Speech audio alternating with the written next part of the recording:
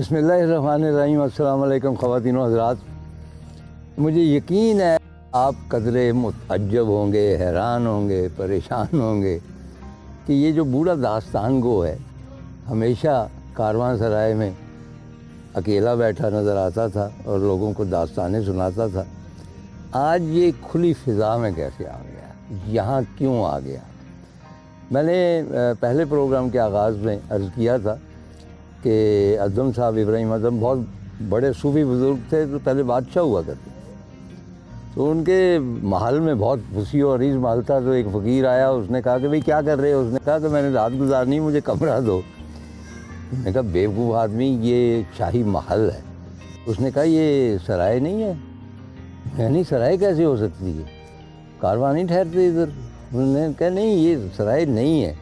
انہوں نے کہا اچھا آپ کا تو یہاں قیام ہے، تو آپ کے پہلے کون تھا؟ اس نے کہا میرے والد صاحب، اس سے پہلے تو کہا کہ سرائے نہ ہوئی تو اور کیا ہوئی، جہاں کسی کا بھی قیام جو ہے وہ پرماننٹ نہیں ہوتا۔ چنانچہ خواتین و حضرات، صرف ایک کاروان سرائے نہیں ہوتی، یہ پوری دنیا بھی ایک کاروان سرائے ہے۔ یہاں ہم لوگ آتے ہیں، ہم کچھ عرصہ قیام کر ٹھہرتے ہیں، چلے جاتے ہیں۔ کوشش یہ ہوتی ہے کہ اس کاروان سرائے میں جو اللہ تعالیٰ نے ہمارے لیے بنائی ہے، اس وسیع دنیا میں ہم جو قیام کریں اس کا کرایہ ادا کریں۔ کیا آپ امیجن کر سکتے ہیں کہ آپ کسی کے گھر میں رہتے ہیں؟ کیا آپ کو کوئی گھر، کوئی دکان ایسی مل سکتی ہے جہاں کرائے کے بغیر آپ قیام کریں؟ یہ بھی ایسی جگہ ہے۔ ٹھیک ہے، اللہ تعالیٰ آپ کو یہ نہیں کہتا کہ کرایہ دو، لیکن یہ آپ کے اعمال ہیں، لوگوں کے ساتھ جو دکھ سکھ بانٹنا ہے اور بہتر کرنی ان کی حالت، یہی اعمال دراصل کرایہ ہیں اس دنیا کی کارواں سرائے میں ٹھہرنے کا۔ میں کوئی محقق نہیں ہوں، ہسٹورین نہیں ہوں، لیکن میرا اپنا نقطۂ نظر ہے تاریخ کے بارے میں۔ وہ ولیم فورڈ نے بھی کہا تھا کہ ہسٹری از اے بنک۔ اگلے روز نیو یارک ٹائم میں ایک بہت بڑے محقق کا، ہسٹورین کا آرٹیکل تھا، اس میں ایک بات مجھے پسند آئی اور وہ میرا خیال ہے کہ میرا جو نقطۂ نظر ہے اس کو سپورٹ کرتی ہے۔ اس تاریخ دان کا کہنا یہ ہے کہ ہم دراصل جو تاریخ دان ہیں، تاریخ نویس ہیں، ہسٹورین ہیں، وہ پاپی کا ایک کھیت ہے، گل لالہ کا کھیت ہے۔ اب یہ آپ کے اوپر ڈیپینڈ کرتا ہے کہ آپ ان کے پھولوں کو انجوائے کرتے ہیں، اس ویژول کو انجوائے کرتے ہیں اور آپ مطمئن رہتے ہیں۔ لیکن ہوتا یہ ہے کہ عوام جو ہے وہ پاپی کے پھولوں کی جو وہ ہے گل لالہ، اس کے ویژول سے متاثر نہیں ہوتے، کیونکہ وہ ان پہ اثر انداز نہیں ہوتا۔ اثر انداز کس طرح ہوتا ہے، یہ وہ ہسٹورین کہہ رہا ہے، امریکن ہسٹورین ہے، کہ ہم اس پاپی سے افیون تیار کریں تاریخ کی اور وہ لوگوں کو دیں، لوگوں کو وہ افیون پسند آتی ہے، تو ہم تاریخ میں جو کچھ لکھتے ہیں وہ لکھتے ہیں جو لوگ پسند کرتے ہیں۔ کہنے کا مطلب یہ ہے کہ ایک نظر اس پاپی کے فیلڈ کی خوبصورتی پہ بھی ڈال لینی چاہیے، کیونکہ ہسٹری کی افیون جو ہے وہ ہم پر اس بری طرح اثر انداز ہو چکی ہے کہ اس کی دھند کے پار ہم کچھ دیکھ بھی نہیں سکتے۔ مثلاً جلیانوالہ باغ، بہت عرصہ تک ٹی وی پہ کوئی ڈرامے ہوئے تو میں نے سجیسٹ کیا کہ جلیانوالہ باغ ان کا کیا کر رہے ہیں، یہ تو ہندوستان کا ہے، سکھوں کا ہے، ہندوؤں کا۔ میں نے کہا کیا کر رہے ہیں آپ، کیا کر رہے ہیں؟ جلیانوالہ باغ میں جو صدارت تھی تصویر کی، سیف الدین کچلو مسلمان تھے۔ جلیانوالہ باغ میں نے خود دیکھا ہے، وہاں میوزیم میں جتنے سکھ اور ہندو مارے گئے یا کرسچن مارے گئے، اتنے ہی مسلمان مارے گئے۔ اس کے بعد لاہور کی میاں میر پلٹن، اس کے پاداش میں جلیانوالہ باغ کے they were killed on the side of راوی۔ اس کے بعد قصور میں کم از کم 100 حریت پسندوں کو پھانسی لگی، یہ سب مسلمان ہیں۔ اور آخری بات بہت کم لوگ جانتے ہیں کہ گجرانوالہ ریلوے اسٹیشن کے اوپر رائل ایئر فورس کے 2 طیاروں نے بمباری کی اور وہ آگ لگی۔ میں نے کہا آپ کس طرح کہتے ہیں کہ یہ ان کا ہے؟ جلیانوالہ باغ میں ہمارا میجر حصہ ہے، ہماری زیادہ قربانیاں ہیں، لیکن وہ جو تاریخ کو افیون سمجھتے ہیں وہ کہتے ہیں جی نہیں، یہ پارٹ آف ہسٹری نہیں ہے۔ اسی طرح کا ایک اور کردار، اور وہ کردار جو ہے اس کو بھی ہم مطلب کہ قبول نہیں کرتے، نہ وہ ہمارے نصابوں میں ہے، نہ بچوں کو پڑھایا جاتا ہے۔ اور میں سمجھتا ہوں کہ بر صغیر کی پوری ہسٹری میں اس سے بڑا انقلابی دانشور، انٹیلیجنٹ، پڑھا لکھا شخص اور اس ملک کے لیے قربانی دینے والا اس سے بڑا کوئی شخص نہ تھا، اور اس کا نام تھا بھگت سنگھ۔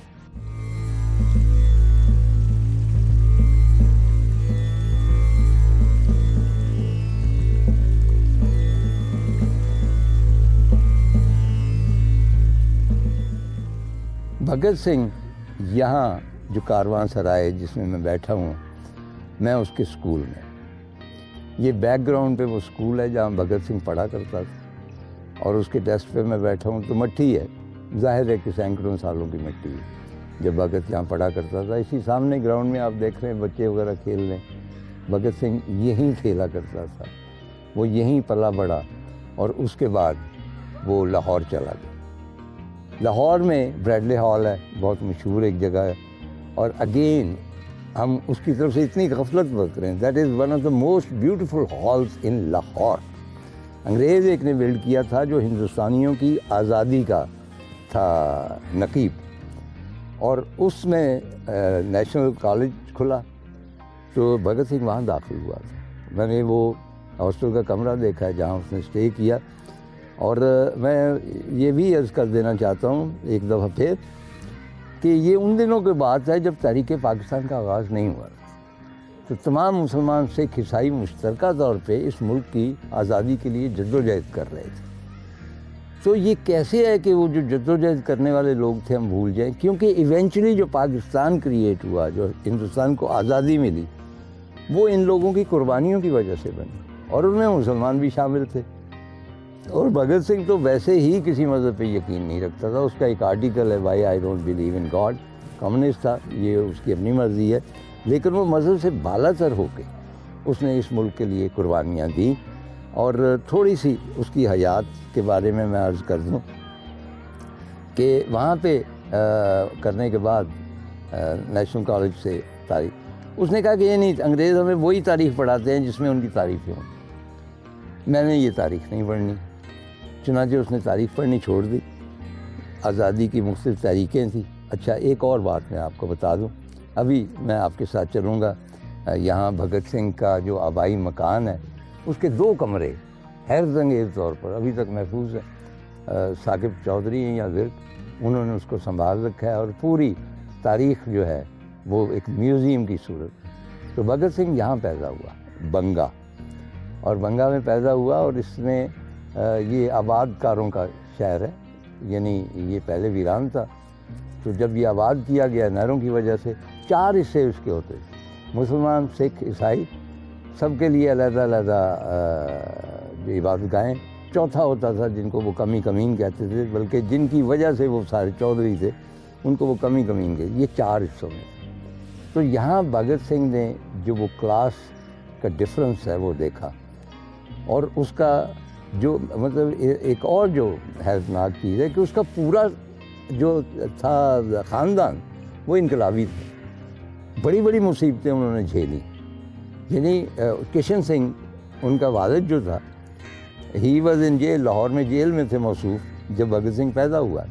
ان کے ایک چچا تھے اجیت، جن کے ساتھ وہ گئے Jallianwala Bagh, at that time he was 12، وہاں جو انہوں نے دیکھا کہ ظلم ہوا، 10 دن کے بعد گئے، وہ مٹی ابھی تک سرخ تھی، اور اس مٹی میں جو خون ہے وہ لے کے آئے، وہ تھوڑی سی مٹی وہاں سے بھگت سنگھ لے کے آیا، اور اس میں تو نہیں لکھا ہوا تھا کہ اس میں سکھ خون کون سا ہے اور اس میں مسلمان کون سا ہے اور عیسائی خون کون سا ہے، خون تو خون ہوتا ہے، اور وہ خون اس لیے بہایا گیا تاکہ ہم آزاد ہو سکیں۔ چنانچہ اس نے وہاں پہ اس کی جو بیری ہے وہ میں آپ کو دکھاؤں گا، وہاں تھوڑی سی مٹی ڈالی، اس کے بعد آہستہ آہستہ جب وہ بڑا ہوا تو اس کی داستان میں آپ کو سناتا رہوں گا۔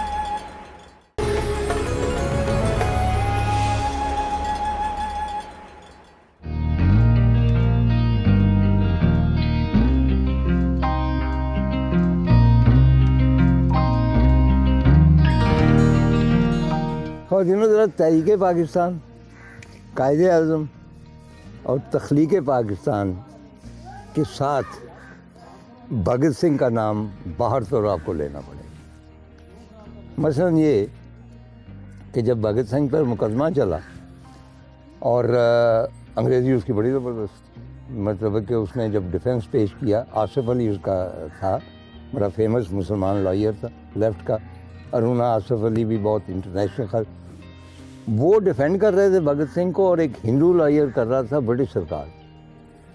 تو جب بھگت سنگھ کا ڈیفینس پیش کیا آصف علی نے، تو انگریز جج تھا، اس نے پوچھا کہ یہ انگریزی میں جو لکھا ہوا ہے سارا کچھ، تو کیا آپ لکھ کے لائے ہیں اس کا ڈیفینس؟ اس نے کہا نہیں، یہ بھگت سنگھ نے لکھا، میں نے صرف نوک پر سنواری۔ اور میں نے عرض کیا کہ بہت ساری زبانوں کا ماہر تھا، با کمال اردو شاعر، اقبال کو بھی پسند کرتا تھا، غالب کے کوٹ کرتا تھا۔ اس کا بڑا مشہور وہ مصرع ہے کہ میں وہ مجنوں ہوں جو صحرا میں بھی آزاد رہا۔ اور آپ کو یاد ہو گیا کہ اکثر یہ جو انقلابی فلمیں بنتی ہیں انڈیا وغیرہ میں بھگت سنگھ کے، تو اس میں وہ گانا ہوتا ہے، دیکھتے ہیں کتنا زور بازوئے قاتل میں ہے، اور وہ بھی بھگت سنگھ کا لکھا ہوا۔ چنانچہ جو میں کنیکشن بیان کر رہا تھا تحریک پاکستان اور بھگت سنگھ کا، وہ یہ ہے کہ جب اسمبلی میں اس کے بعد جب اس نے بم پھینکا، اس کی تفصیل بعد میں، تو اس میں سب سے جو مؤثر تقریر بھگت سنگھ کے حق میں کی وہ قائد اعظم محمد علی جناح نے۔ اب اس سے بڑا آپ کو ثبوت اور کیا چاہیے کہ وہ اس سرزمین کی تاریخ کا ایک حصہ ہے۔ قائد اعظم نے فرمایا کہ ٹھیک ہے، میں ایک مطلب امن پسند آدمی ہوں، انہوں نے جو کچھ کیا برا کیا ہے، ان کو آپ سزا دیں، لیکن میں ایک آپ سے ریکویسٹ کرتا ہوں۔ تو قائد اعظم نے بھگت سنگھ کے حق میں بہت مؤثر تقریر کی، وہ تقریباً 5-6 صفحوں میں محیط تھی، اس کے کچھ حصے مجھے یاد ہیں، یہاں گنجائش نہیں ہے کہ وہ پوری تقریر دی جائے۔ بیسیکلی انہوں نے کہا کہ میں ایک لا ابائڈنگ شخص ہوں، لائر ہوں، اور انہوں نے جو کام کیا میں سمجھتا ہوں کہ بائی لا غلط کیا، ان کو سزا ملنی چاہیے، لیکن جنہوں نے ان کو پکڑا ہے، جو ان کو سزا دینا چاہتے، ان کو یہ سوچنا چاہیے کہ یہ نوجوان جو ہیں، جو مرنے مارنے پہ تیار ہو گئے، اپنی سب سے عزیز جو چیز جان ہے اس کو قربان کرنے کے لیے تیار ہو گئے ہیں، تو یہ کیوں ایسا ہوا ہے، کیوں تنگ ہوئے ہیں؟ آپ کی گورنمنٹ نے، برٹش گورنمنٹ نے ان کے ساتھ کیوں اچھا سلوک نہیں کیا؟ چنانچہ ہم جب تک ان عوامل میں نہیں جائیں گے وہ سزا جسٹیفائی نہیں ہوگی۔ اور یاد رہے کہ ان دنوں مہاتما گاندھی نے کنڈیم کیا تھا بھگت سنگھ کو، بہت بعد میں اون کیا گیا، لیکن یہ قائد اعظم سے سب سے پہلے جنہوں نے بھگت سنگھ کو اون کیا، اور اس کی سیکریفائس جو تھی یا اس کی جیل یاترا، جب اس نے گورنر کو دی درخواست کہ میں پولیٹیکل قیدی ہوں، مجھے کرمنل والا سلوک مجھ سے مت کریں، تو یہ پولیٹیکل، اینڈ اگین جب اس کو پھانسی کی سزا ہوئی ہے تو اس نے پھر لکھا کہ مجھے فائرنگ سکواڈ کے سامنے کھڑا کیا جائے، اس سے مارا جائے، کیونکہ میں پریزنر آف وار ہوں، میں آپ کے خلاف جنگ کر رہا تھا، I am not a criminal. تو جو گورنر کو خط لکھا، وہ سارا کچھ لکھنے کے بعد کہتے ہیں کہ ایک اور اجازت چاہیے، مجھے چاول چاہیے یہاں پہ، اور صابن بھی چاہیے جیل میں، اور ایک کچھا چاہیے نہانے کے لیے، اور چپل چاہیے، اور شیکسپیئرن سٹائل کی ایک شرٹ چاہیے، میں ذرا صاف ستھرا ہونا چاہتا ہوں، لیکن اس کے علاوہ مجھے کتابیں چاہیے۔ بھگت سنگھ نے 5-6 بڑے سبجیکٹس کا حوالہ دیا ہے کہ مجھے نفسیات پر، علم بشریات پر، ریولوشن پر، فلاسفی پر اور ادب پر کتابیں چاہیے، یہ اس کی ڈیمانڈ تھی۔ اپنے دوستوں کو بھی لکھتا تھا کہ میرے لیے فلاں فلاں کتاب لا، یہ مجھے اس میں یاد ہے، گورکی کی ماں اس کی بڑی فیوریٹ تھی۔ اس کے بعد برٹرن رسل کا وائی مین کل، یہ اس کی فیوریٹ تھی۔ اس کے بعد اس نے جیل میں ڈائری لکھی، اس نے فیمس کوٹس اس نے، اور تمام بائرن کے، اتنا زیادہ پڑھا لکھا بندہ تھا، اور یہاں تک کہ جب اسے پھانسی کے تختے پر لے جایا گیا تو اس کے ہاتھ میں کتاب تھی۔ تو ایسا شخص، 2 چیزیں اور میں آپ کی خدمت میں پیش کرنا چاہتا ہوں کہ ظاہر ہے بھگت سنگھ ایک جوان رانا تھا، تو اس کی والدہ کی بہت خواہش تھی کہ میں اس کی شادی کروں، تو کسی گاؤں کی مٹیار کے ساتھ جو اچھے خاندان سے تعلق رکھتی تھی شی واز کنسیڈرنگ کہ اس کو بھگت کے لیے مانگ لیا جائے. تو انہوں نے ویسے ہی بھگت سے پوچھا کہ بھگت ہم یہ کرنا چاہتے ہیں. تو بھگت نے کہا کہ ماں آپ کو پتہ نہیں کہ میں 23 کروڑ ہندوستانیوں سے شادی کر چکا ہوں, آپ میری ایک اور شادی کس طرح کر سکتے ہیں؟ ایسا نہیں ہوگا, میں شادی نہیں کروں. دوسری جو بہت ہی امپریسو چیز ہے کہ جب اس کو پھانسی کی سزا ہوئی اور اس کی یہ اپیل ریجیکٹ کر دی گئی کہ ہم فائرنگ اسکواڈ سے تمہیں نہیں ماریں گے, ہم پھانسی کا پھندا تمہارے گلے میں ڈالیں گے, تو اس کے والد کشن سنگھ ظاہر باپ, انہوں نے ایک رحم کی درخواست دے دی وائسرائے کو یا جو بھی اتھارٹیز. اس کو نہیں پتہ, جیل میں, لاہور میں جیل میں جب اس کو بتایا گیا تو اس نے اپنے والد کو ایک خط لکھا, اور وہ اتنا سخت خط تھا. اس میں وہ لکھتے ہیں کہ باپو آج مجھے شرمندگی ہو رہی ہے تمہیں اپنا باپ کہنے کی. میں جس مقصد کے لیے اتنی قربانی دی ہے, میں اپنی جان دینا چاہتا ہوں, اور وہ مجھ سے آپ یہ آنر چھین رہے ہیں. آپ کہہ رہے ہیں کہ میں ساری عمر یہاں گلتا سڑتا رہوں. دیکھیں جواب وہ کیا دیتا ہے کہ اس وقت میری ریپوٹیشن جو ہے اسپاٹلیس, پورے ہندوستان کے نوجوان جو ہے وہ میرے آئیڈیلز جو ہیں یا جو کچھ میں کام کر رہا ہوں اس کے ایڈمائرر ہیں. لیکن اگر میں زیادہ دیر جیل میں رہوں گا تو میں ایک انسان ہوں اور میں کوئی غلطی کر سکتا ہوں, میں امپرفیکٹ ہو جاؤں گا. تو میں پرفیکٹ حالت میں پھانسی کے پھندے پہ جانا چاہتا ہوں اور فوری طور پہ یہ درخواست واپس لی جائے. خواتین و حضرات, جیسا کہ میں نے عرض کیا کہ میں بنگا میں ہوں, بھگت سنگھ کے گاؤں میں, اور اس کے اسکول کے سامنے چھوٹی سی یہ جو ہے چار دیواری, اس پر بیٹھا ہوا ہوں, اور میرے چہرے پر سورج کی آخری شعاعیں ہیں. اور مجھے یہ بھی احساس ہوتا ہے کہ ایک دن ایسا آیا تھا لاہور جیل میں جب بھگت سنگھ کے چہرے پر ایسے ہی ڈوبتے سورج کی شعاعیں آئیں. لیکن حیرت تو یہ بات ہے, وہ سورج تو ڈوب گیا, لیکن بھگت سنگھ کے خون کا سورج, اس کی قربانیوں کا سورج آج تک چمک رہا ہے. اور میں آپ کو بتاؤں کہ اس کے یہ جو اسکول ہے اس کے برابر میں زمینیں شروع ہو جاتی ہیں, اور اس کے آخر میں بھگت سنگھ کے جو تھے بڑے, ان کی زمینیں تھیں, اور وہاں کاشتکاری بھی کرتا تھا. ایک اور مجھے دلچسپ قصہ یاد آ گیا کہ بچپن میں اس کا باپو کہتا تھا کہ بھگت سنگھ جو تم بو گے زمین میں وہی اگے گا. چنانچہ ایک روز ہی واز ہارڈلی 10 or 12, وہ بازار سے ایک ٹوائے پسٹل لے کے آیا, اور وہ بچہ تھا, وہ زمین میں دبا دی, اس کو پانی دیتا رہا. تو اس کے باپو نے پوچھا کہ یہ کیا کر رہے ہیں؟ اس نے کہا میں نے پسٹل وہاں پستول دبائی ہوئی ہے اور اس کو میں پانی دے رہا ہوں, اور یہ پھوٹے گی, اور اس کے ساتھ اور پسٹلز لگے, اور وہ پسٹلز اکٹھی کر کے میں انگریزوں کے خلاف بغاوت کروں گا. یعنی شروع سے ہی اس کے ذہن میں یہ جو تھا بغاوت کا سلسلہ. اور میں نے عرض کیا نا کہ اس کا پورا باپ ہی اس میں, یہ اجیت جو تھا یہ ساؤتھ امریکہ چلا گیا, فرار ہو کے. اچھا, کشن سنگھ بھی آدھی سے زیادہ عمر وہاں بسر کی, اور سارے پڑھے لکھے لوگ. تو ان فضاؤں میں سانس لیتے ہوئے جن میں بھگت سنگھ تھا, اور سورج ڈوب رہا ہے, اور اس کا اسکول ہے, اور مجھ پہ ایک عجیب کیفیت طاری ہے, جیسے میں ہم کلام ہوں اس سے, اور وہ شکایت کر رہا ہے کہ میں تو آپ کا تھا, یہ جو پاکستان بنا ہے اس میں تھوڑی سی کنٹریبیوشن میری بھی ہے. تو میرے ساتھیوں میں بھی مسلمان تھے, اور میں کسی مذہب پہ یقین نہیں رکھتا تھا, تو آپ نے مجھے کیوں بھلا دیا؟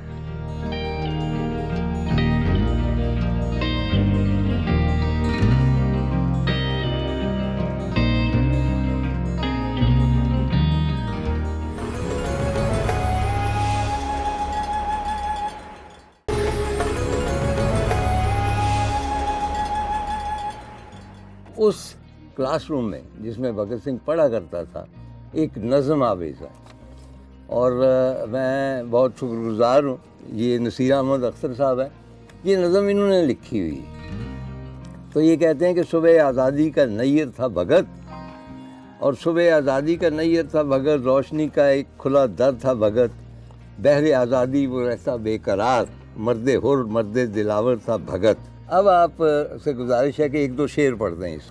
جی دشمنوں اغیار پر برقے تپاں جو ہوا مشہور گر گر تھا بھگت جانتے ہیں اس کو مردان وطن پرکھٹن راہوں کا رہبر تھا بھگت.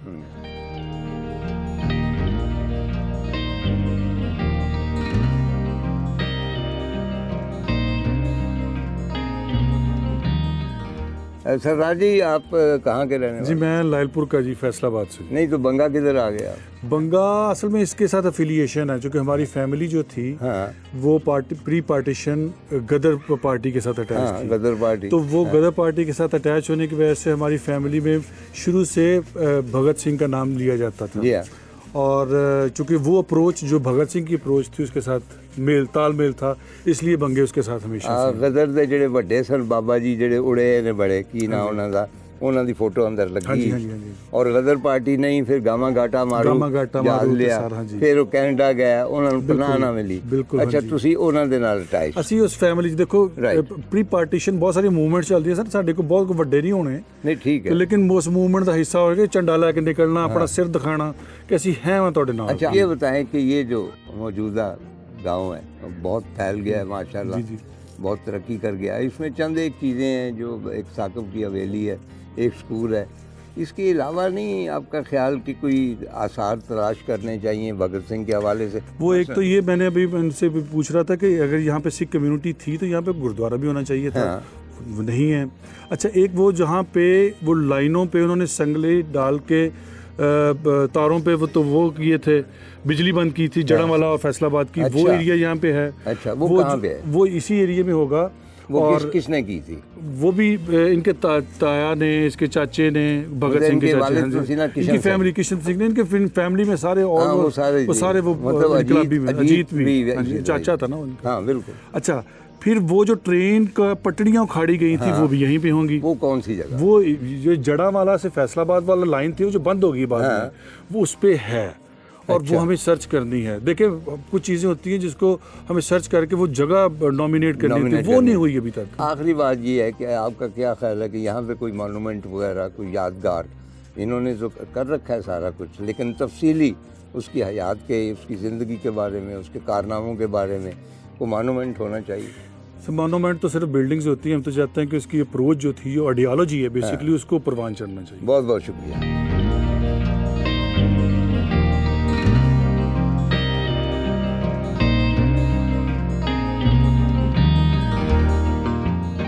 عمران احمد شیخ یہاں فیصل آباد میں میرے لیے تو ابھی لائل پور ہی ہے تو اس وہاں کے ڈی سی ہیں ماشاءاللہ نوجوان بہت متحرک ان کی بہت تعریف سنی اور میں شکر گزار ہوں کہ یہاں تشریف لائے ہیں حویلی بھگت سنگھ میں. تو آپ اس سلسلے میں ڈو یو تھنک کہ بھئی آپ اس کو امپروو کریں گے اس کے امیج کو بنگا کو؟ جی سر سب سے پہلے تو ہمارے لیے بڑی آنر کی اور عزت کی بات ہے کہ آپ کے ساتھ آج ہم بیٹھے ہیں جن کو ہم بچپن سے جن سے انسپریشن ہم لیتے رہے ہیں. تو سر اس میں ہم نے 3 بیسیکلی پیرائے میں کام شروع کر دیا ہے سر. اچھا. سب سے پہلا جو کام ہم کر رہے ہیں وہ گورنمنٹ سیکٹر کے اندر جو یہ اسکول ہے جہاں پہ بھگت سنگھ پڑھتے رہے ہیں ادھر یہاں پہ ڈسپینسری ہے ان کی سر رینوویشن ہم نے ڈسٹرکٹ ایجوکیشن اتھارٹی اور ڈسٹرکٹ ہیلتھ اتھارٹی سے آلریڈی اپروو کر دی ہوئی ہے تاکہ یہ ہے کہ اس کو ہم اسی طرح ریسٹور کریں جس طرح وہ پہلے تھا اور جتنے بھی ٹورسٹ یہاں پہ آتے ہیں وہ اس کا ایک پورا وہ ہم پلان کر لیں. سیکنڈلی سر یہاں کے جو دوسرا ہے اس خاص جگہ جہاں پہ ہم بیٹھے ہیں اس کے لیے ہم ایک پارٹنرشپ لانگ سٹینڈنگ کرنے جا رہے ہیں فیصل آباد chamber of commerce and industries کے ساتھ. ہم ایک پورا ایک سسٹم بنائیں گے جس کے اندر اس کے مونومنٹس بھی آئیں گے اس کے اندر بورڈز بھی لگیں گے اس کے اندر لوگوں کی جو ٹورسٹ آتے ہیں ان کی رہائش کا بھی سسٹم. اچھا مجھے یہ بتائیں کہ یہ سارا جو کچھ بھی پروگرام ہے اگر ایکسیکیوٹ ہو جاتا ہے تو یہ کب تک ایکسپیکٹڈ؟ سر میرا خیال ہے it should not take more than 6 months.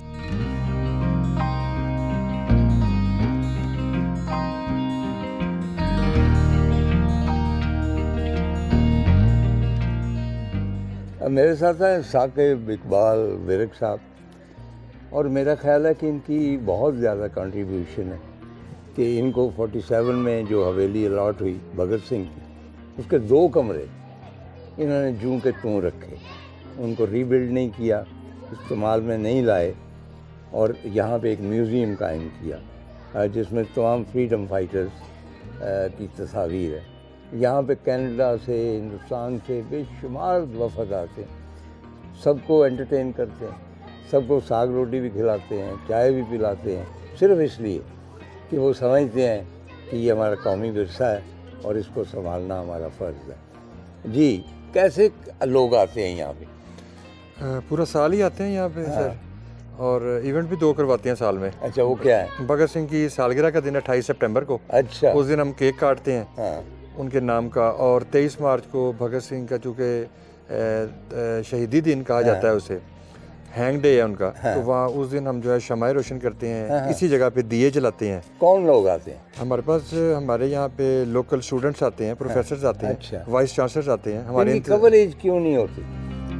بس یہ بہت کوریج, کم. ہاں جی, کوریج بہت کم ہے. لیکن ہم تو 47 سے, میری تیسری پوچھتا ہے, میں اور میرا چھوٹا بھائی بلال, ہم دونوں بھائی مل کے اس گھر کو لک آفٹر کر رہے ہیں ماشاءاللہ, اور کوشش کر رہے ہیں کہ یہاں آنے والے مہمان جو ہیں وہ وزٹ کر کے جائیں. 24 گھنٹے دروازے کھلے ہیں. میں آپ کے توسط سے کہنا چاہوں گا, جو لوگ بھی دیکھ رہے ہیں, سن رہے ہیں, وہ جب مرضی پورا سال 24 گھنٹے دروازے کھلے ہیں, وہ تشریف لا سکتے ہیں. اچھا, یہ بڑی حیرت انگیز ایک مماثلت کہ 23 مارچ کو قرارداد پاکستان پیش ہوئی اور 23 مارچ ہی لاہور میں بھگت سنگھ کو پھانسی دی جاتی. تعلق ہوا نا آزادی کا اور بھگت سنگھ کا. اچھا, آپ جیسا کہ میری خواہش ہے کہ یہاں پہ زیادہ تفصیل ہو, کو بورڈ ایسے لگائے جائیں یا چھوٹی فلمیں یہاں پہ ہوں جو یہاں پہ دکھائی جائیں, یا کوئی یادگار چھوٹی موٹی ہوتی, مینار ہوتا ہے, اور یا جس طرح میں جلیانوالہ باغ گیا تو وہاں پہ ان نون جو تھے شہید, ہندو, مسلمان, سکھ, عیسائی, سب ان کے اعزاز میں ایک شعلہ بھڑک رہا ہے, وہ سب کو ریپرزینٹ کرتا. اس نوعیت کی ڈونٹ یو تھنک کہ یہاں بھی ایک یادگار ہونی چاہیے؟ بالکل ہونی چاہیے. سب سے پہلے سے تو جو مین جو روڈ ہے جہاں سے ہم انٹر ہوتے ہیں, لنک روڈ, وہاں پہ ننکانہ صاحب طرز کا ایک انٹرنس گیٹ بننا چاہیے. اچھا, ہاں, جو لوگ راہگیر ہوں, گزرے ہوں گے, وہ ان کو اٹریکشن ہوگی, وہ ضرور یہاں پہ آئیں گے. سائن بورڈز کوئی نہیں ہے پراپر. بالکل 19 میں لگے تھے, تب انڈین کبڈی ٹیم نے میرے پاس یہاں آنا تھا, تو اس کے بعد پھر روڈ شوڈ بنی ہے, وہ ختم ہو گیا. لیکن ہمارے جو موجودہ ڈپٹی کمشنر صاحب ہیں, عمران حافظ صاحب نے کمٹمنٹ کی ہے, وہ نئے سائن بورڈ لگوا کے دے رہے ہیں وہاں پہ. جس طرح بالکل صحیح کہا کہ ننکانہ صاحب کی انٹری پہ بہت خوبصورت ایک اسٹرکچر ہے. ہاں جی, یہاں بھی اسی قسم کا ہونا چاہیے. اس سے یہ ہے کہ مزید جو ہے ہمارے جو وزٹرز ہیں وہ بڑھیں گے.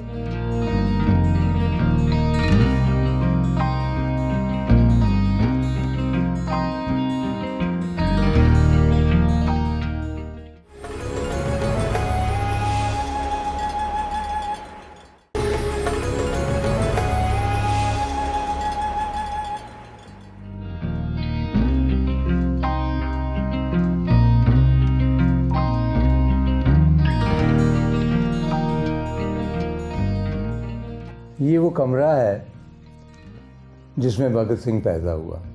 یہ 2 کمرے ہیں اس حویلی کے, اور وہی فرش ہے چھوٹی اینٹ کا, چھتیں بدلی گئی ہیں, لیکن بیسیکلی ان کی ساخت, ان کے موسم, ان کے اوپر دیکھیں یہ کچی دیواریں ہیں ابھی تک, کچھ ان کے اوپر سیمنٹ کیا گیا, یہ بھگت سنگھ کے زمانے میں. اور کہا جاتا ہے کہ بھگت سنگھ یہیں پیدا ہوا. اور جیسا کہ میں نے عرض کیا, جب وہ پیدا ہوا تھا اس کا باپ جیل میں تھا. مجھے اس کمرے میں 2 چیزیں بہت فیسنیٹ کرتی ہیں, کیونکہ 3 چیزیں ایسی ہیں جو پنجاب کو ڈپکٹ کرتی ہیں. آج سے 100-125 سال پہلے کا پنجاب. جب آپ داخل ہوتے کسی گاؤں میں, صبح سویرے مدانی, اور تقریباً ہر گھر میں وہ مدانی کی ایک خاص رڑکنے کی آواز, اور اس میں کیا ایک سمفنی ہوتی. تو آپ امیجن کریں کہ صبح سویرے اگر 30 گھروں میں وہ مدانیاں رڑکی جا رہی ہیں تو ان کی میوزک کیسی ہوگی. دوسری پہچان جو ہے وہ چرخہ ہے. چرخہ پنجابی کلچر کا سب سے بڑا سمبل. ہماری جو صوفی پوئٹری ہے اس میں سب سے زیادہ چرخے کا استعمال, اور یہاں بھگت سنگھ کی والدہ کا چرخہ ابھی تک موجود ہے اسی صورت میں. تیسری چیز جو ہے وہ چکی. ان زمانوں میں عام آٹا پیسا نہیں جاتا تھا, کوئی مشینیں نہیں ہوتی تھیں, ہر گھر میں ایک چکی ہوتی تھی. میرے نانی کے گھر میں بھی ایک چکی تھی, اور میں نے اپنی نانی کو تو نہیں دیکھا, لیکن ان کی والدہ وہ چکی پیستی تھی اور آٹا. چنانچہ یہ 3 چیزیں سمبل تھیں. ان میں 2 چیزیں جو ہیں وہ یہاں پڑی ہوئی ہیں, وہ چکی کے پارٹ پڑے ہوئے ہیں.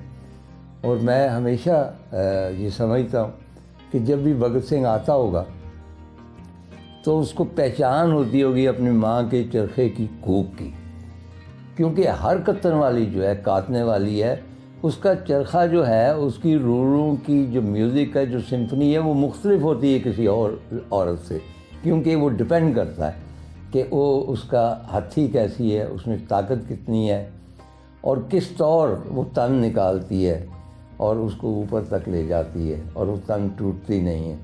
تو شاید جب بھگت سنگھ آتا ہو تو سب سے پہلے اس کے کانوں میں اس کی چرخے کی آواز آتی ہوگی، ماں کی۔ اب مطلب ہے کہ بہت طویل کہانی، اس کو مختصر کرتے تو بھگت سنگھ کو ڈیتھ سینٹنس ہو گئی اور اس نے اس کے خلاف کوئی اپیل نہیں کی، اور جو میجسٹریٹ جس نے پھانسی اس کو دی، اس کو اس نے مخاطب ہو کر کہا، اور لاہور کے جیل میں، اور اس کے ہاتھ میں اس وقت ایک کتاب تھی کہ میجسٹریٹ صاحب آپ ذرا دیکھنا کہ ہم جو ہیں، جو ہم آزادی کے لیے لڑنے والے سپاہی ہیں، ہم کیسے اپنی جان مسکراتے ہوئے پیش کرتے ہیں۔ یہ فکرے اس نے آخری کہے، پھانسی دے دی گئی۔ جب پھانسی کی خبر لاہور کے شہریوں کو پہنچی تو جیل کے گرد ایک بہت بڑا ہجوم آ گیا۔ وہ چاہتے تھے کہ اس کی لاش جو ہے ہمیں سپرد کی جائے، لیکن انگریز سرکار کا کہنا تھا کہ لاشیں ان کی تینوں جو انقلابی تھے لوگوں کو نہ دی جائے، نقص امن کا خطرہ ہے، وہ اب بھی ہوتا ہے ہر شے کے ساتھ۔ چنانچہ ان کے پہلے ڈکرے کیے گئے، چھوٹے چھوٹے ٹکڑے بوریوں میں بند کیا گیا، جیل کی ایک لاری میں ان کو ڈال کے ان کو لے جایا گیا، اور گنڈا سنگھ والا کے قریب ستلج ریور وہاں لے جا کے ان کے وہ جو ڈکروں کا ڈھیر تھا اس کو آگ لگا دی گئی۔ ان دا مین ٹائم لاہور سے لوگ، ہجوم پورا وہ پہنچ گیا وہاں۔ اس وقت ان کی لاشیں جلی نہیں تھیں، سلگ رہی، اور یوں لگتا ہے کہ جیسے ان کے دل جو تھے وہ شاید جلے نہ ہوں۔ وہ جو کہتے ہیں نا کہ جلا ہے دل جہاں جلا ہے جسم، جہاں دل بھی جل گیا ہوگا، تو آزادی کے متوالوں پہ دل نہیں جلتے، ان کے اندر چراغ جلتے رہتے ہیں جو آئندہ نسلوں کے لیے مشعل راہ ثابت ہوتی ہیں۔ تو انہوں نے وہ ان کے ٹکڑے جو اب جلے تھے اٹھائے اور انہیں لا کے دریائے راوی کے کنارے لاہور انہوں نے نظر آتش کیا۔ ہندوستان والوں نے ان کی وہاں پہ یادگار بنائی ہے، لیکن اصل میں نظر آتش کیا گیا بھگت سنگھ کو اس شہر میں اور دریائے راوی کے کنارے۔ اس سے اگلے برس جو امپیکٹ تھا اس کی ڈیتھ کا وہ پورے ہندوستان پہ ہوا، اور وہاں پہ بریڈلے ہال وغیرہ میں تقریریں ہوئیں۔ آپ جانتے ہیں کہ بھئی ان تقریریں کرنے والوں میں جنہوں نے بھگت سنگھ کو یاد کیا اور مجاہد اور شہید کا لقب دیا، ان میں مولانا ظفر علی خان تھے، ان میں عطا اللہ شاہ بخاری تھے، ان میں اور بھی زعماء، یعنی جتنے مسلمان تھے وہ سارے اون کرتے تھے بھگت سنگھ کو۔ تو ایک برس جب گزر گیا ہے تو اس کی برسی کے اوپر ایک طائر تھا، طائر سے مراد آپ کو پتہ پرندہ ہے، لیکن وہ پرندہ نہیں تھا، ایک شاعر تھا، اس نے ان کی ایک گھوڑی لکھی۔ اچھا، اب یہ گھوڑیاں جو ہیں یہ پنجابی کلچر میں شادی کے دن گائی جاتی ہیں اور اس میں تعریف کی جاتی ہے دولہے کی۔ تو اس میں ظاہر، اور وہ کہتے ہیں کہ پورا لاہور جو تھا وہ بھرا ہوا تھا گلیوں بازاروں میں، اور یہ گھوڑیاں لوگ گا رہے تھے کہ آؤ نہیں بھینوں رل گاویے گھوڑیاں، جنج تے ہوئی ہے تیار رہی۔ جنج سے مراد ہے کہ بارات تیار ہو گئی، اس کی موت کی بارات ہے۔ موت کڑی نو پرناون چلیا، کون؟ دیش بھگت سردار وہاں، یعنی بھگت سنگھ موت کی لڑکی کو بیانے جا رہا ہے۔ پھانسی دے تختے والا کھارا بنا کے بیٹھا تو چوکڑے مار وہاں، کہ پھانسی کے تختے پہ تو جس طرح وہ ہوتا ہے نا، کھارا لگاتے ہیں، دولہا بیٹھتا ہے، اسی طرح۔ اور پھانسی دی ٹوپی والا مکٹ بنا کے جو اوپر بلیک وہ دیتے ہیں، سیرا تو بندہ چالر دار وے، کہ یہ تمہارا سیرا تھا جو تم نے پھانسی کا وہ مکٹ دیا۔ اور آخر میں وہ کہتا ہے، کالیاں پوشاکاں پا کے جن جو ٹر پئی، طائر بھی ہویا ہے تیار وے، ਤੇ 35 ਕਰੋੜ ਤੇਰੇ जानजी वे लाड़िया 35 करोड़ हिंदुस्तानी इस मौत की वारात में शामिल हैं, कई पैदल तो कई सवार वहाँ, जंग ते हुई ये तैयार वहाँ। भगत सिंह ने जो कहा था ना कि मैं वो मजनू हूँ जो सहरा में भी आज़ाद हूँ।